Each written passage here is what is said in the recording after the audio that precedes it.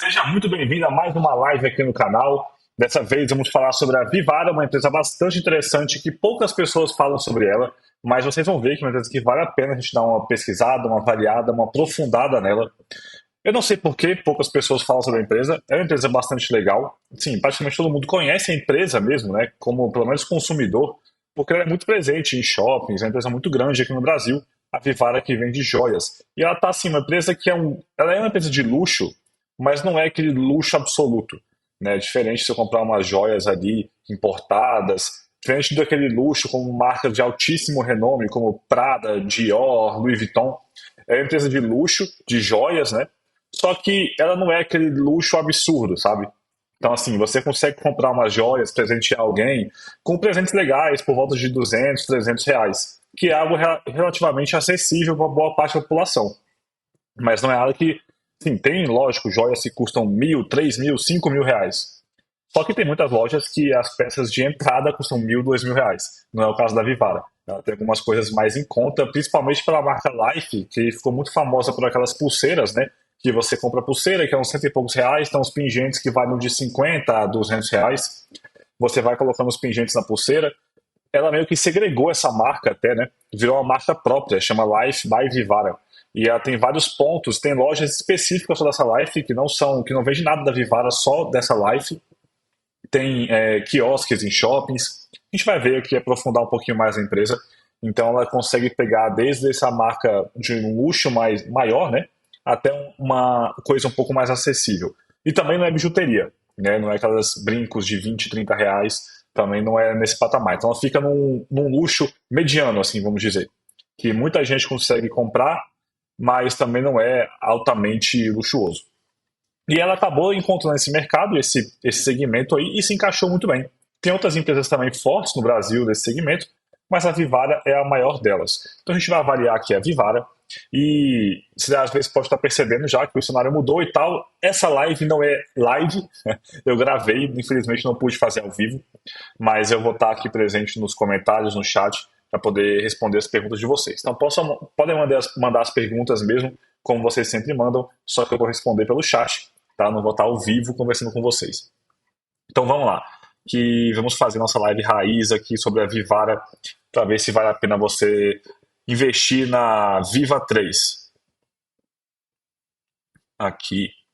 Então vamos lá, chegando aqui no Canguru, deixa eu dar um zoom, que é o site aqui que eu uso para poder fazer a análise das empresas, é o site parceiro aqui do canal também. Então recomendo muito que vocês conheçam, vão lá, façam o seu perfil no Canguru, que é um site bem interessante para analisar ações, bem legal mesmo, ele é muito completo. Vamos avaliar a Vivara. Hoje valendo uns 7 bilhões de valor de mercado, então é uma empresa relativamente grande, é uma empresa de varejo, e varejo é muito mal falado, né? Muita gente não gosta de varejo porque são produtos sem diferenciação, produtos sem vantagem competitiva, é um mercado extremamente pulverizado e assim, é um mercado com briga de preços, né? Muita gente vendendo as mesmas coisas, então você tem que vender muito barato. A Vivara, apesar de ser varejo, ela tem sim sua diferenciação, né? Suas joias são únicas, exclusivas, e ela tem algumas vantagens competitivas. A gente vai avaliar aqui que ela não é aquele varejão como Magazine Luiza, por exemplo, como Renner, é um varejo um pouquinho, como lojas americanas, né? É um varejo um pouquinho mais diferenciado. Então, uma empresa aqui que fundou, né, há 61 anos, muito antiga, mas o seu IPO é relativamente recente, em 2019. Tem somente 4 anos de bolsa, então um IPO recente aí para a gente poder analisar. Entrou na bolsa pelo novo mercado. No final, vou dar uma nota aqui para a empresa e também deixando nos comentários aqui no Canguru, né, um resumo da nossa análise. Pelo Boomerang, uma empresa de qualidade altíssima, nota 4, e saúde muito boa, também nota 3, só que muito fraca em dividendo, o que é esperado, porque é uma empresa de crescimento. A gente vai ver que é uma empresa que foca muito em crescimento, abre novas lojas, investe no digital. Esse tipo de empresa tem que gastar muito dinheiro para poder investir no seu crescimento. Consequentemente, não sobra dinheiro para pagar dividendo. E é a estratégia da empresa. Se ela tem plano de crescer, é até melhor assim, né? Se ela consegue rentabilizar bem esse dinheiro. Que você entra como acionista agora, quando a empresa se estabilizar e tiver ali, já não tem muito plano de crescer, ela vai estar lucrando muito mais do que lucra hoje e vai pagar uma porrada de dividendo. Crescimento nota 1. Aqui o crescimento, se a gente avaliar como que ele dá essa nota aqui de crescimento, pode parecer muito ruim. mas é porque ele dá esse crescimento, olha, pelo lucro líquido. São dois indicadores. Tanto o crescimento do lucro, né? O lucro por ação atual em relação a 3 anos atrás, para ver se está crescendo, como também a margem líquida. A Vivara tem uma certa distorção ali no lucro líquido, a gente vai ver isso, por conta dos impostos. Tem uma certa distorção. Ela é melhor a gente avaliar pelo lucro operacional, seu crescimento. Então aqui acabou ficando um pouquinho ruim, mas a gente vai ver que na verdade o seu lucro tem uma crescente bem forte aí nos últimos anos. O preço também está bem ruim, porque é uma ação relativamente cara em relação ao mercado, já que é uma ação de crescimento, né? O mercado espera que ela lucre muito mais no futuro do que hoje, então você paga pelo que ela vai ser no futuro. Consequentemente, em relação ao lucro de hoje, você paga muito.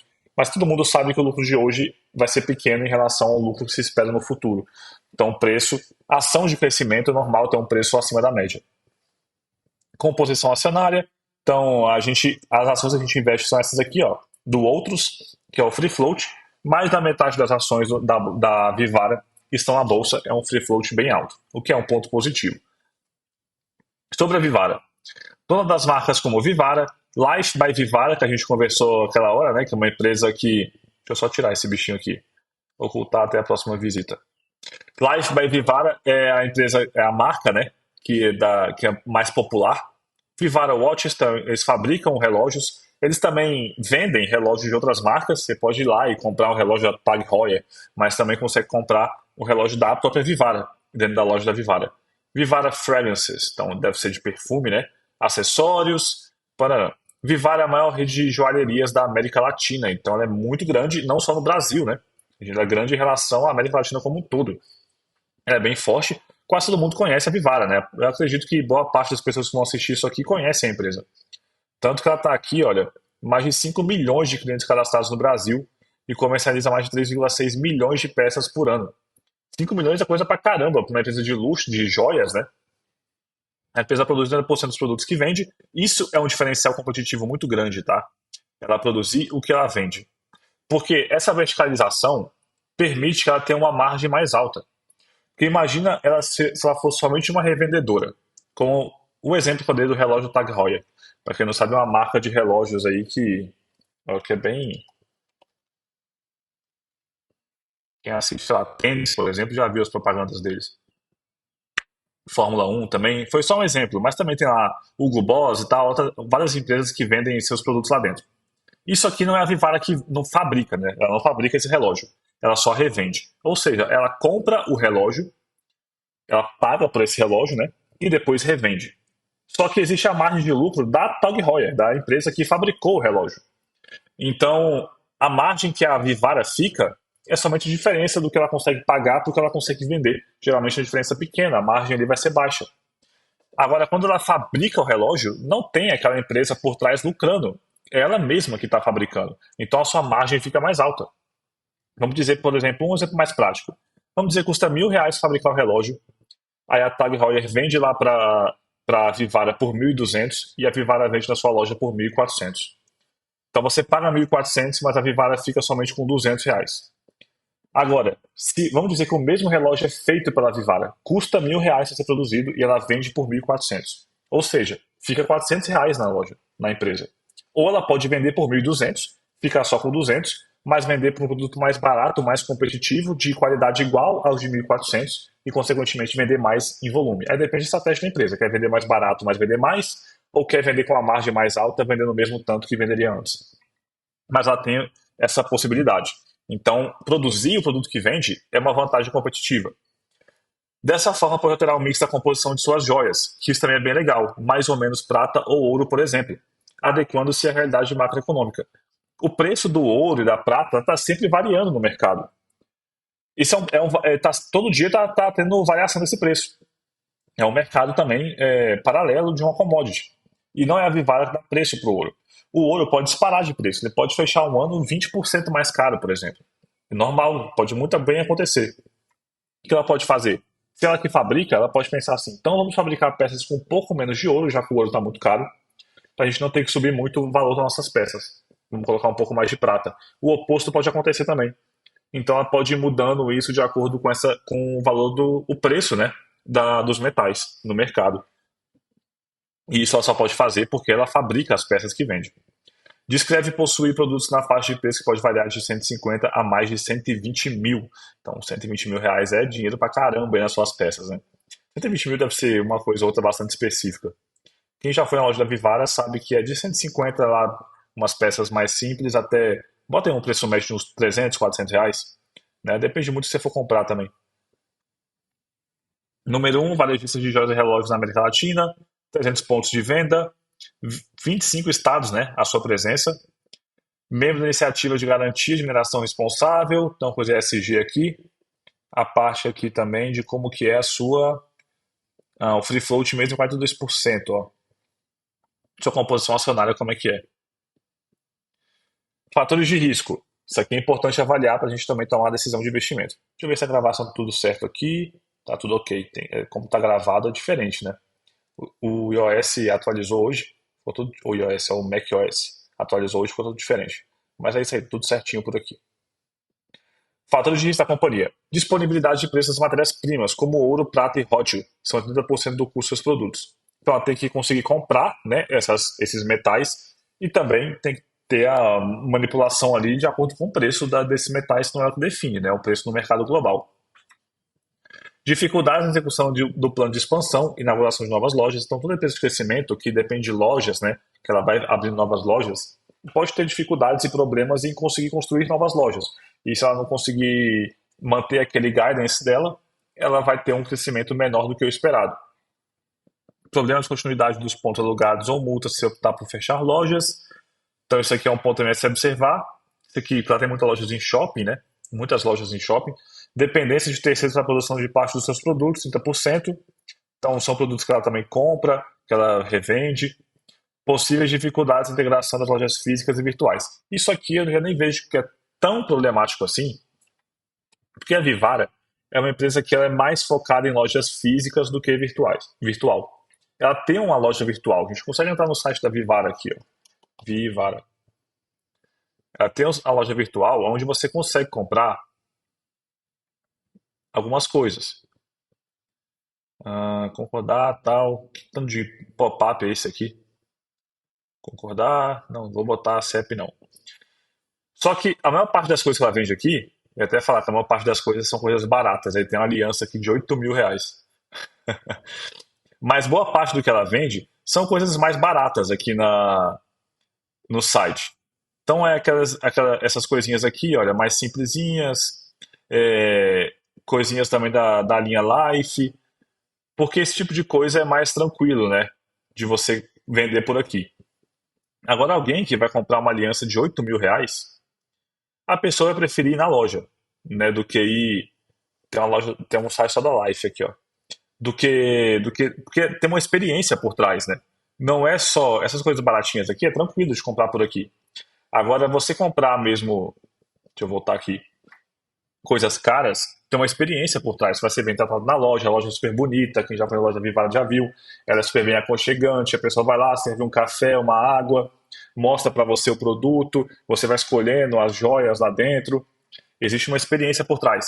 Então a loja física é muito importante para ela. A virtual é mais para ganhar volume e produtos mais baratos. Dificilmente a pessoa vai comprar um anel de 8 mil reais pela internet para chegar na casa dela. Então, essa integração física e virtual é limitado aos produtos mais baratos. Então, lojas físicas é muito importante por conta disso, por da experiência que ela tenta vender.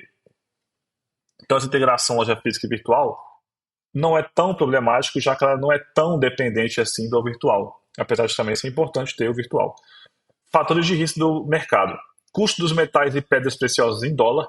Grandes variações cambiais podem prejudicar a empresa, porque ela compra as coisas que são cotadas em dólar, o preço do ouro é em dólar, prata é em dólar.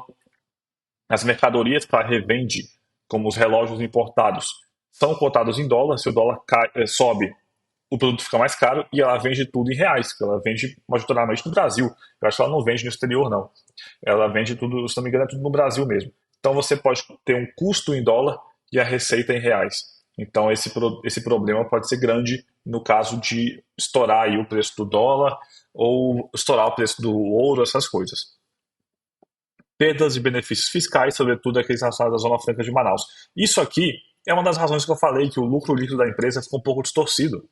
A gente vai ver que ela fecha muitas vezes o ano com recebimento de impostos e não pagamento de impostos, por conta de benefícios fiscais e também impostos diferidos e tudo mais. Então isso distorce o lucro líquido, porque isso não depende tanto da operação da empresa, mas varia muito o lucro líquido por conta disso. Ele pode ficar maior ou menor por conta de uma recuperação de impostos, coisa que é completamente fiscal e não tem nada a ver com a operação da empresa. Aí o lucro líquido fica um pouquinho distorcido. Aí a gente olha pelo lucro operacional, porque não tem essa distorção dos impostos. O setor varejista é sensível às diminuições do poder de compra do crédito dos consumidores e a ciclos econômicos favoráveis. Então, isso aqui realmente, apesar de ser um varejo um pouco diferenciado do que aquele varejão tradicional, ainda assim ela é sensível a esse tipo de coisa. Né? Se as pessoas não têm dinheiro no bolso, não vão ficar comprando alianças de R$ 8.000, vão comprar aliançazinha barata, que pode achar com facilidade em outras lojas e tudo mais. Grande parte das lojas da companhia são localizadas em shopping centers frequentados por seu público-alvo, e a capacidade da companhia de atrair clientes depende da capacidade de tais shopping centers de continuar a atrair o tráfego. Então, ela depende muito do shopping também, porque boa parte de suas lojas estão em shoppings. Aqui em Brasília mesmo, né? Pra quem não sabe, eu moro em Brasília. Eu não conheço nenhuma loja da Vivara que não fique em shopping. Estou pensando de cabeça aqui, assim, todos os shoppings têm uma loja da Vivara. Aqui em Brasília tem várias. Mas fora de shopping, eu não lembro de nenhuma. Se tiver, vai ter uma ou outra. E realmente depende muito do shopping conseguir atrair as pessoas para o shopping, né? Vantagens competitivas: verticalização do negócio, permitindo que o design encontre o menor custo. A gente já falou sobre isso aqui também. Logística diferenciada, comum também em empresas que têm um volume muito grande, né? Quando você tem um volume muito grande de mercadorias sendo transacionadas, você consegue ter um galpão só seu, consegue ter um frete só seu, você consegue ter um caminhão só com seus produtos. Então, consegue diferenciar por conta disso. E a rede de lojas físicas também é uma diferenciação muito grande, porque você pode comprar produto na internet, lá a pulseirinha da Life, e ela sai de uma loja física, e não de um galpão logístico a 2.000 quilômetros da sua cidade. Então ela consegue ter esse benefício também, porque tem muitas lojas físicas. Marca forte e reconhecida, liderança no mercado brasileiro com presença em 25 estados. Então isso aqui realmente é um diferencial muito grande da empresa. Beleza? Esse é o ponto que geralmente eu pergunto se tem dúvidas aí no chat, mas como está sendo uma gravação, vão mandando as dúvidas ao longo aí do tempo. É uma empresa, a gente olhar aqui o valuation dela, é um pouquinho cara, tá vendo? 16,9 o seu preço sobre lucro. Mas lembra, o lucro dela é um pouquinho distorcido e é normal a ação de crescimento e também de qualidade. A gente vai ver que ela tem uma qualidade muito grande em seus números. Ela une qualidade e crescimento, né? Então é normal o mercado pagar um pouco mais caro. É normal você pagar mais caro por algo de qualidade. Você não vai numa loja de carro e espera pagar ali pelo Fiat Uno o mesmo preço do Fiat Fastback, porque o Fastback ele tem muito mais qualidade do que o Uno. Consequentemente, vai custar mais caro mesmo. Então, no mercado de ações é a mesma coisa. Se uma empresa é mais previsível, tem mais qualidade, menos risco, as pessoas vão aceitar pagar mais caro por ela. Beleza? E dividendos aqui é bem pouquinho, olha, dividend yield é 1,2%, porque é uma empresa que tem um valuation um pouquinho mais alto e não paga dividendos porque ela foca muito em crescimento. Então, quem quer dividendos aí, já começou errado em querer dividendo. Eu tenho alguns vídeos aqui falando sobre isso, como não faz sentido investir com foco em dividendos. Mas, se mesmo assim você quiser, não é para você. Está em 11º no ranking aqui do site, ó. Então está muito bem ranqueada. Tá ok com gravação, 18 minutos, beleza. Aqui é a raiz mesmo. Vamos aqui pro site GRI da empresa, ó. Bem legal o site dela, com a Gisele Bündchen aí, com as suas joias, empresa que tem que investir muito, né, nesse tipo de marketing, porque é uma empresa de luxo, que a gente vai pegar aqui.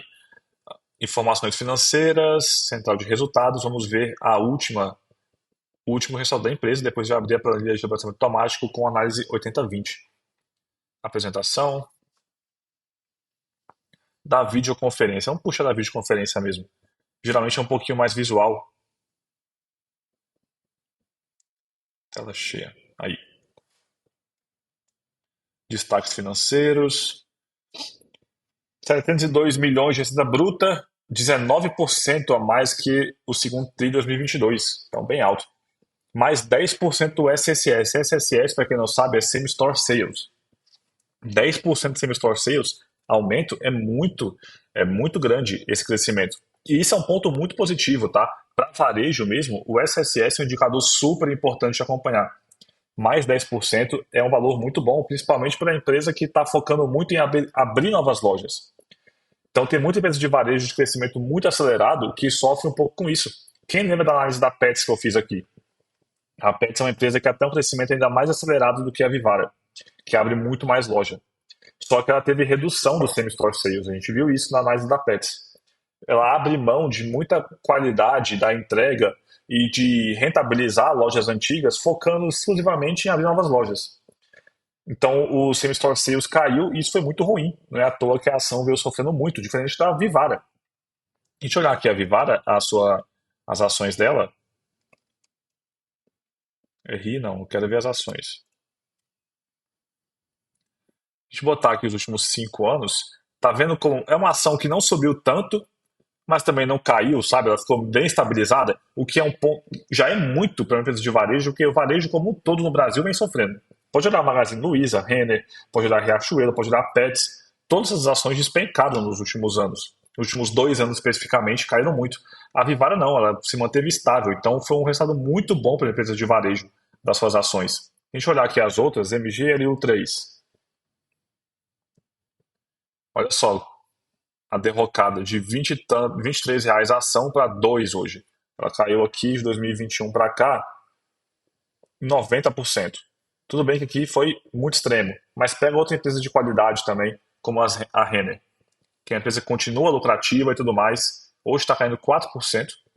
Olha aí como que aconteceu com ela no mesmo período. Qualquer empresa de varejo, a Pets é a mesma coisa. Ela fez o IPO, opa, há menos tempo, né?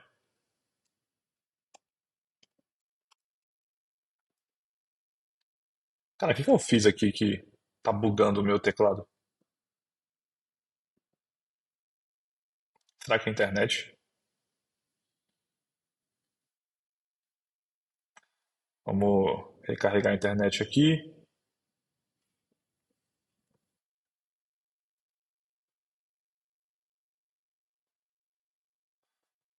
Pronto.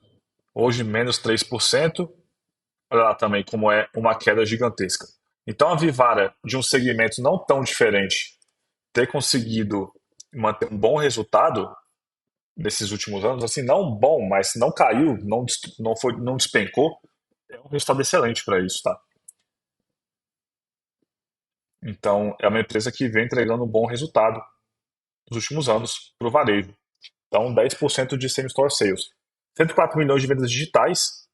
Então, a receita, tá vendo como a receita digital aumentou 53% em relação ao ano passado, mas não é tão grande assim em relação às vendas totais da empresa.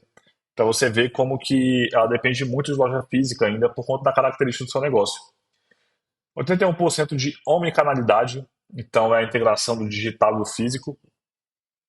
Opa, categoria Life também, cresceu 37%, 240 milhões de receita. Margem bruta 69%. Essa margem bruta é muito alta. Aumentou 2,1 pontos percentuais. É muito alta essa margem bruta. O que isso indica pra gente? Certa vantagem competitiva, né?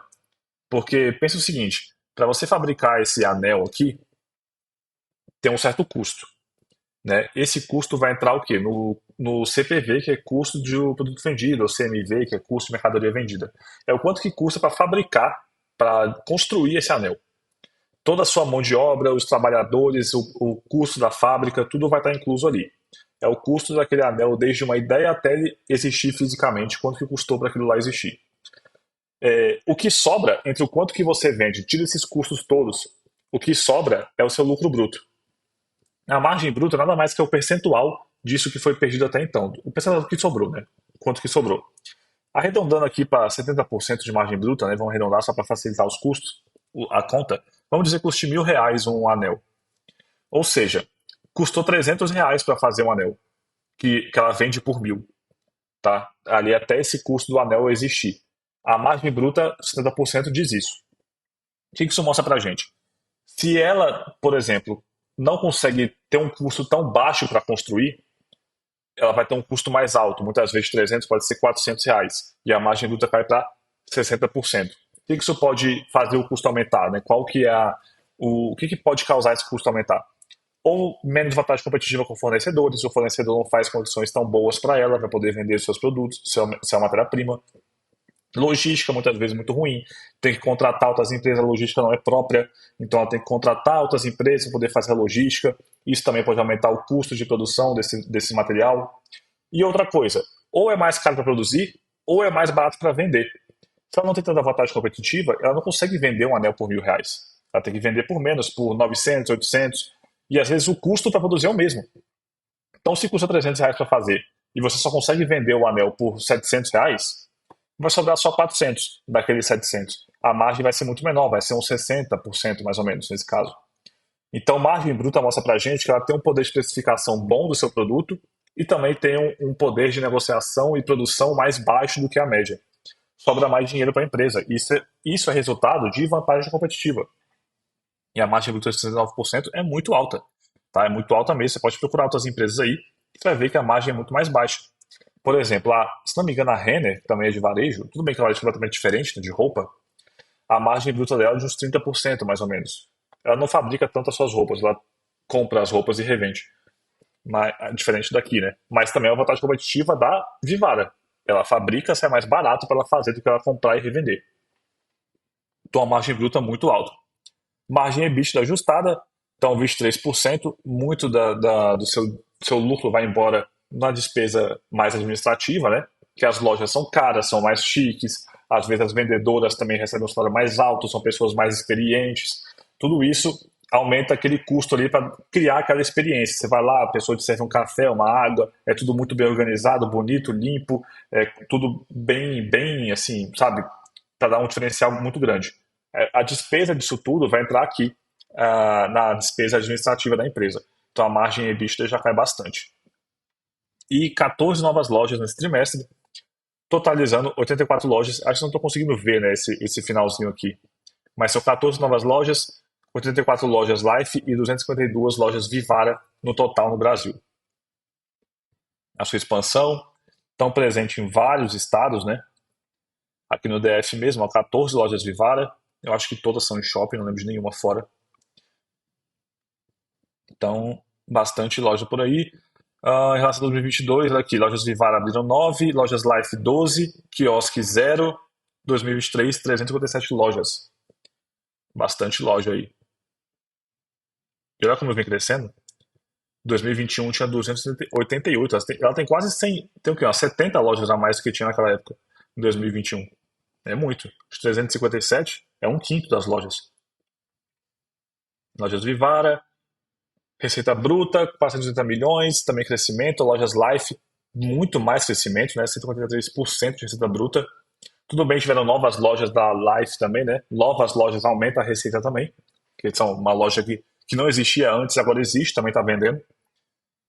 Os seus pontos de venda, porque foi mais 41 pontos de venda, olha, nos últimos 12 meses da Life. É por isso que aumentou tanto.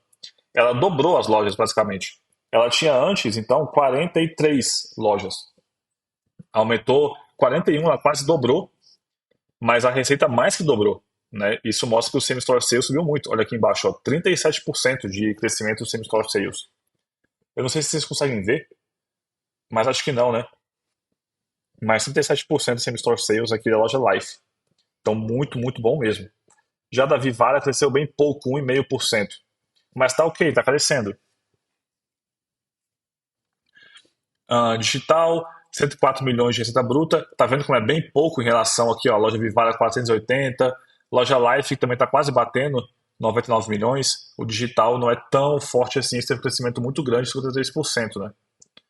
Aqui, ó, 14,9% de participação na venda total. Era mais ou menos isso que você estava querendo procurar. Aumentou aqui 3%. Aí algumas coisas aqui também do digital, ó, 3 segundos, carregamento da página, mais 43% de usuários no site, abandono de carrinho caiu 20%, muito bom isso aqui. Abandono de carrinho é a pessoa que vai lá no site, sabe, faz aquele carrinho de compras, mas no final não paga. É isso. 2023, expansão de mais 40 lojas, eles querem abrir 40 lojas só no segundo semestre. Conclusão da mudança aqui da fábrica, olha. Então, estão mudando a sua fábrica, market share de 18% na participação do mercado de joias do Brasil, mais 1,6 pontos percentuais. Bem legal, ó. Olha aqui, Vivara mesmo é 9%, a Life é 6,3%, outras categorias da Vivara 2,7%. E esse é um mercado de joias como um todo de 13,6 bilhões no ano. Desempenho financeiro, a gente já viu muito isso aqui, né? A gente vai ver com mais detalhes na análise 80/20. Crescimento de receita, parará, já vimos muito isso aqui. Margem bruta, crescendo bastante. 2,1 pontos percentuais, muito legal esse crescimento aqui. Lucro líquido, a margem caiu, mas é muito por conta, olha aqui, ó, menor crédito de imposto diferido na comparação dos períodos. Isso aqui está distorcendo o seu lucro líquido, esse imposto diferido. Então, isso é por isso que acaba sendo melhor a gente avaliar por aqui, ó, pelo EBITDA, pelo lucro bruto. Isso aqui são números que a gente consegue avaliar melhor, assim, a gente consegue ter uma decisão melhor, mais assertiva, mais acertada, né? Olhando somente isso aqui do que o lucro líquido. Tem empresa que é assim, né? Empresa de crescimento, a gente costuma olhar mais o top line mesmo. É receita, lucro bruto, a gente olha mais do que lucro líquido. Endividamento estável, isso é muito importante, a gente vai ver que a empresa tem uma dívida super controlada. Caixa líquido de 4 milhões. Caixa líquido nada mais é que você pegar o caixa e subtrair tudo que ela tem de dívida. Tá? Se ela pegasse seu caixa inteiro e pagasse sua dívida hoje, quanto que sobraria no caixa? No caso, sobraria 4 milhões. Geração de caixa operacional, 22 milhões, e o CAPEX, que é o seu investimento, em abrir novas lojas e tudo mais, o CAPEX da empresa é muito alto, porque ela investe muito em crescimento. 47 milhões, olha, é mais que o dobro da geração de caixa operacional. É muito. Então é isso. Acabou aqui a apresentação. Vamos para análise 80/20. Como é que tá aqui? Beleza, meia hora de gravação, vamos nessa. Deixa eu dar um zoom aqui. Deixa eu também olhar para tirar isso aqui para vocês conseguirem ver melhor. Então, joguei os números aqui, tá? Esse TTM está pegando até o primeiro semestre de 2023. TTM é a sigla para Trailing 12 Months. Então, eu estou pegando o segundo semestre de 2022 e o primeiro semestre de 2023, para fechar 12 meses. Então, a diferença desse aqui para 2022 é exatamente o primeiro semestre, para a gente poder comparar meio que na mesma base, comparar 12 meses com 12 meses. Mas, de certa forma, tem um pedaço disso aqui que também está incluso aqui, né? Que é o segundo semestre de 2022. E para quem não sabe, a análise 80/20 é a análise que eu ensino no Investidor Alpha. Para quem não sabe, Investidor Alpha é meu curso de investimentos no Brasil e exterior, onde o foco é investimentos de longo prazo, principalmente em renda variável. Eu também falo sobre renda fixa, mas o foco é renda variável. Você construir um patrimônio saudável, seguro e que te gere uma renda passiva também, não só em reais, como em dólar também, com investimento exterior. Então, o Investidor Alpha é o curso mais completo que você pode imaginar de investimentos. E eu sempre deixo aqui na descrição do vídeo, caso você queira ver com mais detalhes o que é o Investidor Alpha. Vai na descrição do vídeo e clique no botão lá para você conhecer mais detalhes sobre como que funciona. A análise 80/20 é baseada no princípio de Pareto. A gente vai avaliar 20% de tudo que a gente pode olhar numa empresa, só que aqueles 20% que correspondem a 80% do resultado. Então, os pontos mais importantes e essenciais de uma empresa. A gente não vai avaliar a empresa como um todo super a fundo. Por quê? Porque isso exige conhecimento e tempo gigantesco. A gente vai olhar somente aqueles 20% para otimizar nosso tempo, trazendo 80% de tudo que a gente pode ver numa empresa. Por isso que chama análise 80/20. Só com isso você consegue ter uma decisão de investimento muito, muito boa, muito certeira. Então, olha aqui a receita como vem crescendo, lucro bruto também. Aí, impostos, está vendo como está negativo? Aqui está negativo porque teve recebimento de impostos. E isso aqui distorce bastante, né, o lucro líquido da empresa. Então, a gente olha mais essas linhas aqui, ó. Receita, lucro bruto e lucro operacional. Balanço patrimonial, que a gente pode ver que também já de antemão, o caixa, olha, aqui na verdade está tendo caixa líquido negativo, né? Está com mais empréstimos do que caixa. Mas bem pouco, é quase igual. 221 de empréstimo, 207 de caixa, mas antes ela tinha bem mais caixa do que dívida. A dívida veio caindo até, né? É que o caixa veio caindo bem mais também. O FCO estava bastante volátil, Porque empresa de varejo verticalizada como a de Vale é normal isso aqui. Vai ter ano, vai ter mês, ou até mesmo ano completo, em que ela vai gastar mais, produzir mais peças do que vender. Só que essas peças que ela gastou muito para fabricar, que é uma despesa de caixa, ela vai vender em algum momento. Então, às vezes, tem um ano que ela fabrica mais do que ela vende, mas no outro ano ela está com um estoque gigante e acaba vendendo mais do que fabricou. Então, acaba tendo essa leve variação aqui, é normal. Olha o CAPEX como é elevado, né? Batendo 174 milhões nos últimos 12 meses. Então, vamos lá. Endividamento da empresa. Isso aqui também eu já atualizei.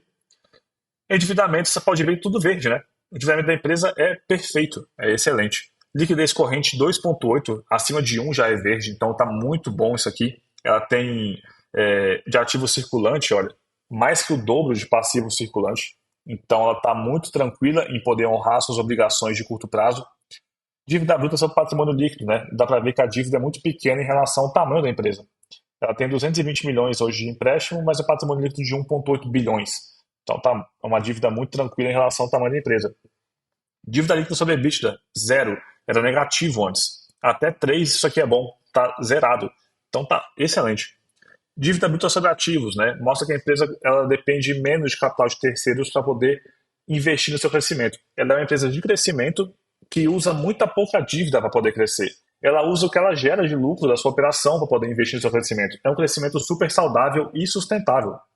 Empresa que depende muito de dívida para poder crescer é muito perigoso, porque em algum momento pode ser que a taxa de juros possa explodir, ou a inflação explode, e aí a dívida fica muito cara, a dívida vence, às vezes não tem dinheiro para pagar, tem que enrolar a dívida, para tomar novas dívidas.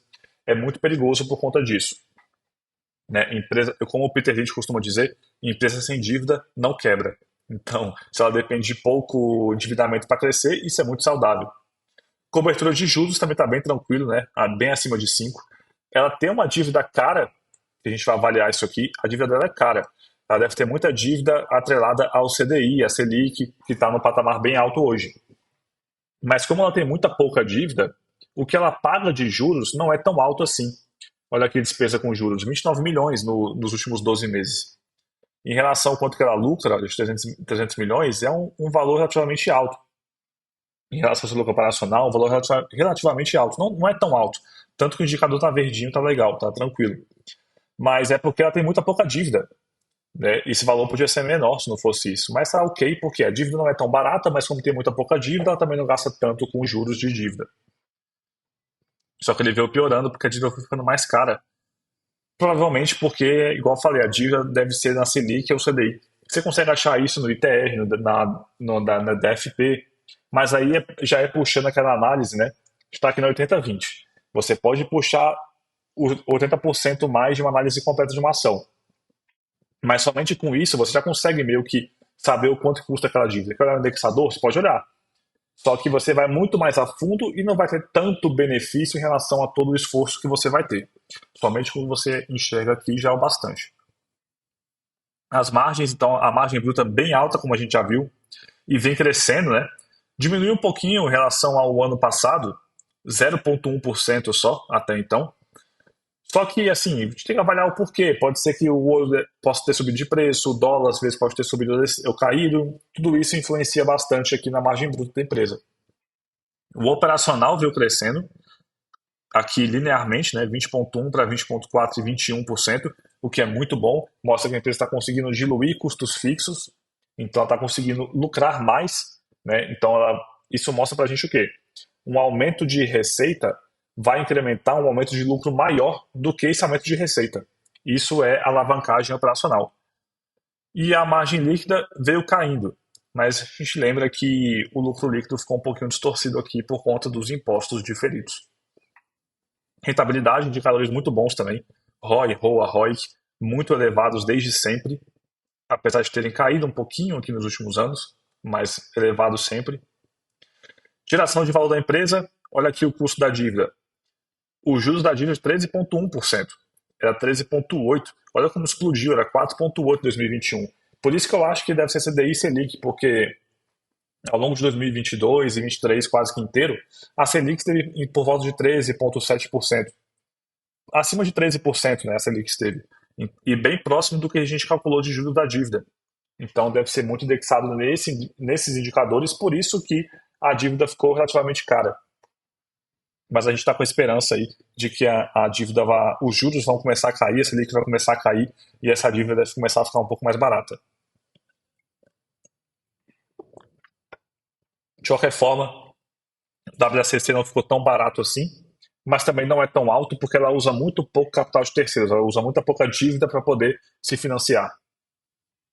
Se ela usasse mais dívida, talvez o WACC ficasse ainda mais baixo, porque o custo de capital de terceiros costuma ser mais baixo que o custo de capital próprio. Capital próprio é o dinheiro que você lucra e usa esse dinheiro para poder investir no seu negócio. De terceiros é que você pega uma dívida, você usa o dinheiro de alguém para poder investir no seu negócio. Mas aqui o capital de terceiros está caro, né? A empresa vai saber avaliar isso com cuidado. No fundo, a geração de valor está muito boa, 12,6%. Veio caindo um pouquinho porque o WACC subiu e o ROIC desceu, mas ainda está muito bom.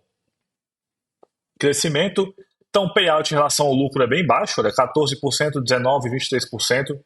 Ela paga bem pouco dividendo. Em relação ao fluxo de caixa livre é negativo. E por que é negativo, né? O FCL é negativo. Porque ela investe muito pesado no seu CAPEX em crescimento. O FCL nada mais é você pegar o FCO e subtrair o CAPEX. É o que sobra mesmo do seu caixa livre depois de você investir no seu negócio. O que sobrou dinheiro no caixa? Isso é o FCL, é o fluxo de caixa livre. Está negativo porque o CAPEX é muito alto. Por isso ficou assim. Então não sobraria nenhum dinheiro para poder pagar dividendos, né?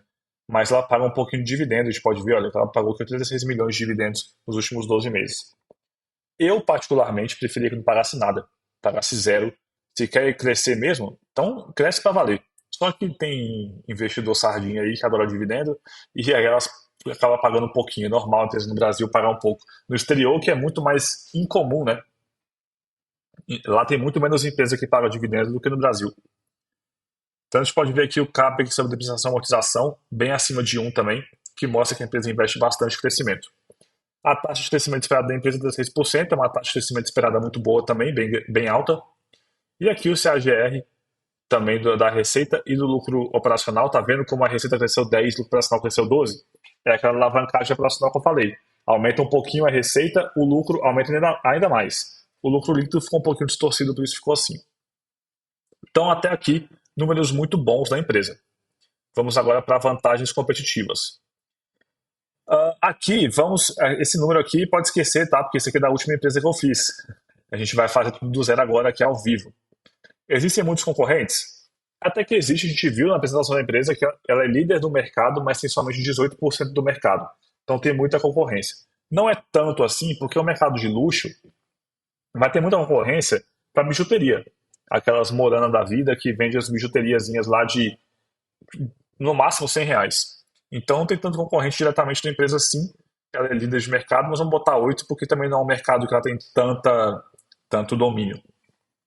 Ela é líder market share? Ela é líder market share, só que não é tão líder, é 18%. Então vamos deixar um 8, acho que tá bom aqui. Os concorrentes possuem fortes vantagens competitivas. Tem algumas lojas fortes, como a H-Stern, tal, algumas lojas são bem fortes também, que são concorrentes diretas da Vivara. Mas elas não têm capital aberto. Capital aberto é uma vantagem competitiva, porque fica mais barato para ela levantar dinheiro, ela pode emitir ações, a empresa fica mais popular também, ela é mais conhecida. Ela consegue tomar dívida mais barato, porque todo o seu balanço é público, as pessoas podem ver como a empresa está, é tudo auditado, então a empresa de capital fechado às vezes pode ter algumas manipulaçõezinhas, é tudo um pouco mais obscuro, então ela possui sim fortes vantagens competitivas. Os concorrentes vão ter alguns que possuem, mas não são tantos. Acho que eu deixaria assim um 7 também, porque tem muita empresa aí que é forte também, mas não tem igual a ela, não tem não. Vamos botar um 6, acho que um 6 encaixa. Poder de negociação com fornecedores. Ela possui muitos fornecedores? Ela não possui tanto fornecedor porque ela não precisa. 80% das suas peças ela que fabrica. O seu fornecedor é fornecedor de matéria-prima, que ela consegue achar com facilidade. Alguém para vender ouro, alguém para vender ferro, alguém para vender prata, alguém para vender essa aço, né, metal. Então, ela não possui muitos fornecedores porque ela não precisa de muitos fornecedores. Vamos botar aqui. E os que ela precisa são muitos. Tem muitos vendedores desse tipo de matéria-prima básica. Você não tem muita diferenciação nelas. Vamos colocar então aqui um 10 nesse número. É possível trocar os fornecedores? Eu vou colocar assim um 9, porque vai ter muito material que é um pouquinho mais difícil, como por exemplo ouro, é um pouco mais difícil de encontrar, diamantes, mas ela consegue trocar assim os fornecedores. Ela é muito dependente dos fornecedores? Ela é relativamente dependente, mas só da matéria-prima, porque boa parte do que ela vende, ela produz. Né? O que ela não produz são outras marcas muito fortes aí, importadas, que ela revende. Então vamos botar aqui um 8. Poder de negociação com clientes. Ela possui muitos clientes? Possui. A gente viu que eram o quê? 5 milhões de clientes ativos no Brasil. Não é um número gigantesco, né? Empresas mais populares vão ter um número muito maior de clientes. Se você olhar um varejo como o Magazine Luiza, como a Renner, por exemplo, vai ter muito mais clientes, número bruto, né? Porque é um público, o público-alvo deles é muito maior do que da Vivara. Então eles possuem sim muitos clientes, mas não são tantos assim. Aqui a gente tem que avaliar o número bruto mesmo. Então vamos botar aqui um 7. A empresa possui uma marca bem reconhecida? Eu colocaria aqui um 10. A Vivara é super bem reconhecida. Pouquíssimas pessoas não vão conhecer a Vivara. Se você não conhece, até deixa nos comentários aí, porque eu particularmente não conheço ninguém que não conheça. São muito desejados? Aqui vamos colocar assim um 8, talvez até um 9. Vamos colocar um 9. Eu não vou colocar um 10 por quê? Porque não é aquelas joias de altíssimo luxo, que aí todo mundo, as pessoas iam sonhar em ter. Com certeza alguém vai escolher uma joia, nem conheço muito bem essas empresas de joias, mas uma joia importada italiana lá, sinistra, ela vai preferir do que uma loja da Vivara. Mas em relação à Vivara e uma Morana, a pessoa vai preferir da Vivara, né? São produtos. E ela também revende coisas de altíssima qualidade, importado e tudo mais. Então, vou botar um 9 aqui. É difícil entrar nesse mercado? Então, não é tão difícil. Se for bijuteria, é muito fácil. É muito simples, tem muita concorrência. Agora, ela tem uma certa diferenciação, né? Ela tem produtos um pouquinho mais sofisticados, como aquela aliança de R$ 9.000 que a gente viu no site. Aí é difícil, né? Todo mundo vai conseguir fazer algo desse jeito. Vamos botar então, vamos deixar um 7 mesmo. O mercado está se inovando? Não muito. E isso é um ponto positivo. Vamos deixar um 7 também? Um 8 na verdade, dá para deixar um 8. O que está se inovando é meio que a parte digital, né? Lojas físicas é praticamente a mesma coisa. Fabricação de joias é praticamente a mesma coisa. Vai ter alguns processos diferentes. Não tem muita inovação ali. Anel, colar, relógio é basicamente a mesma coisa há décadas. O que muda um pouquinho é o processo, alguns materiais. Mas isso não é inovação mesmo, de fato. É mais a forma de comprar dos clientes. Então tem um pouco do digital que não existia antigamente, e isso sim é uma inovação.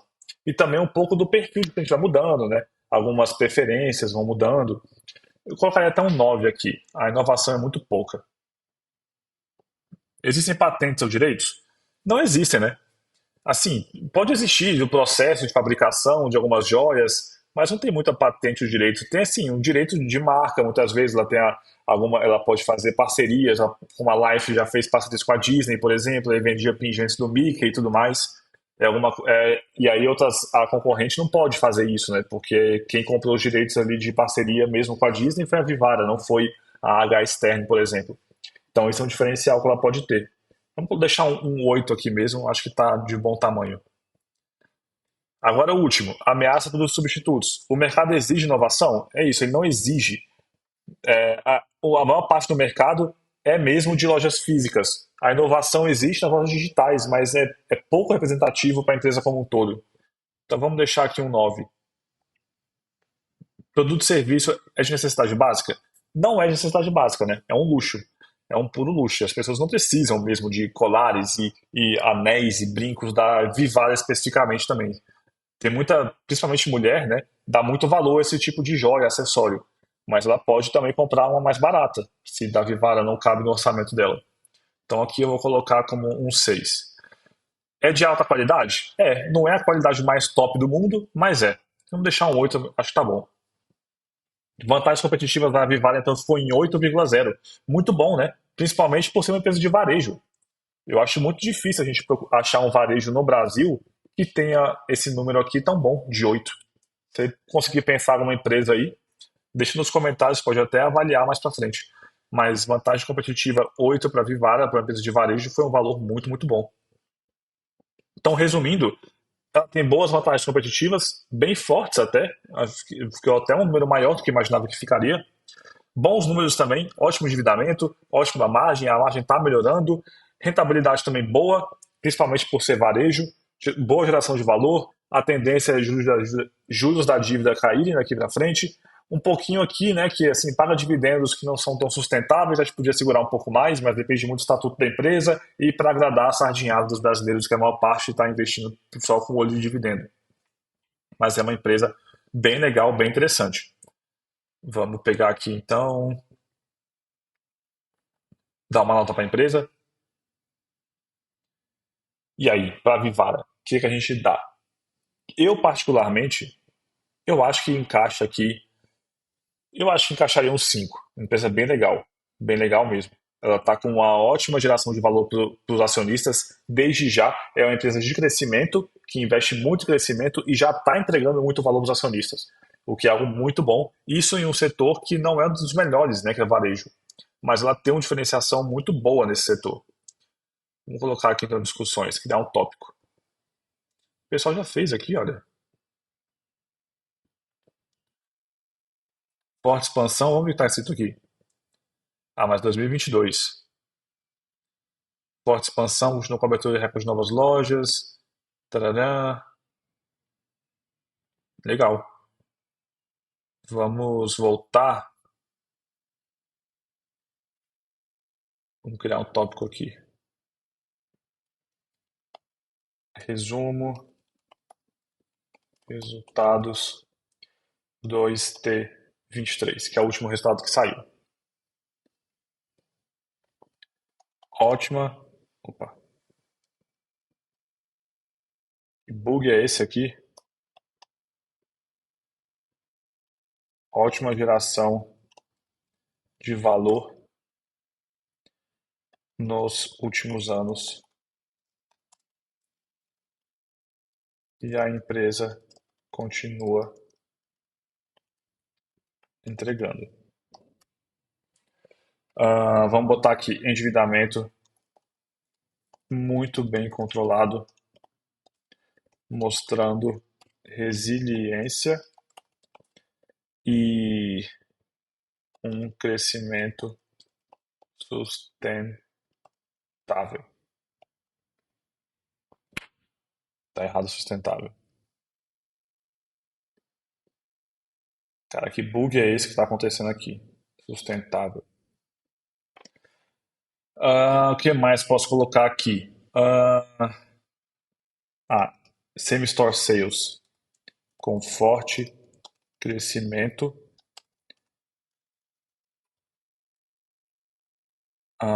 forte ritmo de abertura de novas lojas. O que mais pode colocar?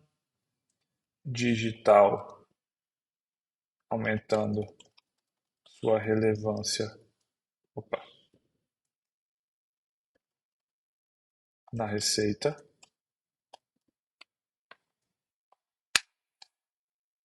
Vamos botar assim mais um tópico mais geralzão aqui. Empresa de crescimento que consegue manter o endividamento muito bem controlado. O que mais? E sem perder rentabilidade. Sem perder rentabilidade. Ótimo case de crescimento na bolsa. Bacana. Prontinho. Tá aí o tópico. Eu não consigo botar o link do vídeo, né? Depois eu vou responder aqui o link do vídeo da análise, porque o vídeo não está no ar ainda. Eu estou gravando agora. Então, basicamente é isso, né? Bastante tempo falando aqui sobre a Vivara, uma empresa bem legal, bem interessante. Eu particularmente gostei. Espero que vocês tenham gostado pelo menos da análise também, né? E deixa nos comentários aí o que você acha da Vivara, se acha que é interessante, achou a empresa legal. E também não esqueça de deixar nos comentários também sugestões de ações para a gente poder analisar nas próximas lives aqui de segunda-feira, toda segunda, 8 horas da noite. eu estou aqui. Raramente eu não apareço, às vezes acontece de não conseguir, mas quase sempre eu estou. Então, pessoal, é isso. Espero que tenham gostado do vídeo e até a próxima.